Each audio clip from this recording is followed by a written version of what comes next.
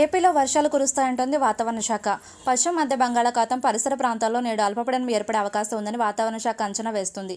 ఈ ప్రభావంతో రాబోయే 3 రోజుల్లో రాష్ట్రంలో కొన్ని ప్రాంతాల్లో ఓ మోస్తరు నుంచి భారీ వర్షాలు పడతాయంటున్నారు.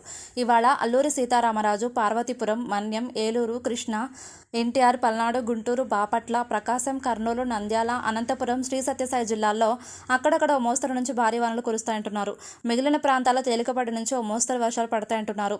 ఆదివారం అల్లూరి సీతారామరాజు, పార్వతీపురం, మన్యం, విజయనగరం, నెల్లూరు, ప్రకాశం, చిత్తూరు, శ్రీ సత్యసాయి ఇతర జిల్లాల్లో వానలు కురిశాయి. ఆదివారం రాత్రి 7 గంటల వరకు అత్యధికంగా విజయనగరం జిల్లా శృంగవరపుకోటలో 79.25 మిల్లీమీటర్ల వర్షపాతం నమోదైనట్లు అధికారులు తెలిపారు. ఐఎండీ సూచనల ప్రకారం 2 ఉపరితల ఆవర్తనాల ప్రభావంతో పశ్చిమ మధ్య బంగాళాఖాతం పరిసర ప్రాంతాల్లో అల్పపీడనం ఏర్పడే అవకాశం ఉందని విపత్తు నిర్వహణ సంస్థ మేనేజింగ్ డైరెక్టర్ రోణంకి కుర్మనాథ్ తెలియజేశారు. ఈ అల్పపీడన ప్రభావంతో సోమ, మంగళ, బుధవారాల్లో అక్కడక్కడ మోస్తరు నుంచి భారీ వర్షాలు, మిగిలిన చోట్ల తేలికపాటి నుంచి మోస్తరు వర్షాలు పడే అవకాశం ఉందని తెలిపారు. అంతేకాదు రాష్ట్రంలో అక్కడక్కడ వర్షాలతో పాటు పిడుగులు పడే అవకాశం ఉందని, ప్రజలు అప్రమత్తంగా ఉండి తగిన జాగ్రత్తలు తీసుకోవాలని విపత్తు నిర్వహణ సంస్థ తెలిపింది. ఇవాళ శ్రీకాకుళం, విజయనగరం, కాకినాడ, తూర్పుగోదావరి, చిత్తూరు, తిరుపతి, కడప, అన్నమయ్య జిల్లాల్లో అక్కడక్కడ తేలికపాటి నుండి మోస్తరు వర్షాలు కురిసే అవకాశం ఉందంటున్నారు.